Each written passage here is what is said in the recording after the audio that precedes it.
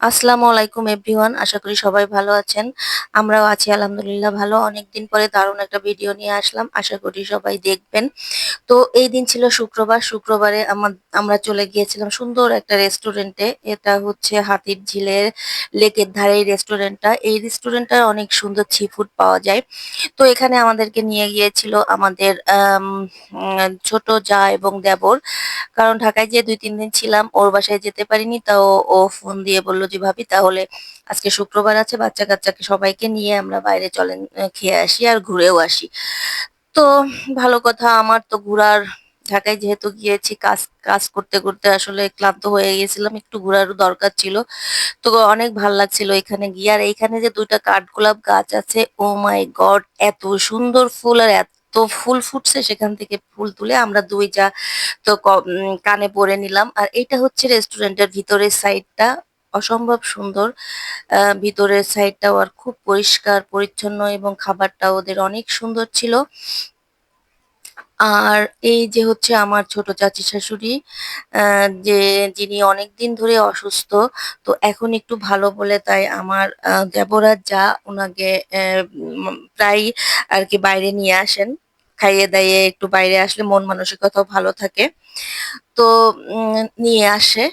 তো সেদিন আমরাও শামিল হতে পেরেছিলাম বলে আসলে ভালো লাগছিল। তো বুঝলাম আসলে যে মুরব্বিদের আসলে বাইরে একটু নেওয়ার দরকার। কারণ তারাও আসলে বোর ফিল করে। তো এই তো। আর এই যে একটা সুন্দর দৃশ্য যেটা দেখেন, এটা ছোটবেলায় কি হয়? মা ছেলেকে খাইয়ে দেয় এভাবে না? আর এই বয়সে এসে ছেলে মাকে খাইয়ে দিচ্ছে। সত্যি এটা একটা অপূর্ব দৃশ্য। সব মায়েরাই যেন এমন সৌভাগ্য নিয়ে আসে। তো আর এইদিকে হচ্ছে আমার যা হচ্ছে তার ছেলেকে খাইয়ে দিচ্ছে। মানে ২ জেনারেশন পাশাপাশি খাওয়া-খাওয়ি চলছে। তো এত সুন্দর একটা দৃশ্য আমি ক্যাপচার না করে থাকতে পারি বলেন? তাই সাথে সাথেই আমি ভিডিওটা ক্যাপচার করলাম। আ আসলে এটা একটা দেখার মতো দৃশ্য, তাই না? আর ঐদিন আমরা খেয়েছিলাম এখানে হচ্ছে আপনার আ চিংড়ি মাছের একটা স্যুপ, আর হচ্ছে ফ্রাইড রাইস, আর আপনার কোরাল মাছের একটা হচ্ছে এটা কি বলে ভাপা। ফ্রাই না কিন্তু ভাপা।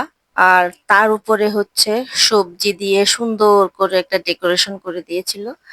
তো খাবারটা অনেক সুন্দর ছিল আসলেই। আর যেহেতু জায়গাটা সুন্দর ছিল, আমরা ঘুরে ফিরে ছবি তুলে বেশ মজাই করেছিলাম। তো অসংখ্য ধন্যবাদ আসিফ আর ইতিকে আমাদের এত সুন্দর একটা সময় দেওয়ার জন্য। আজকে এই পর্যন্তই। সবাই ভালো থাকবেন, সুস্থ থাকবেন। আল্লাহ হাফেজ।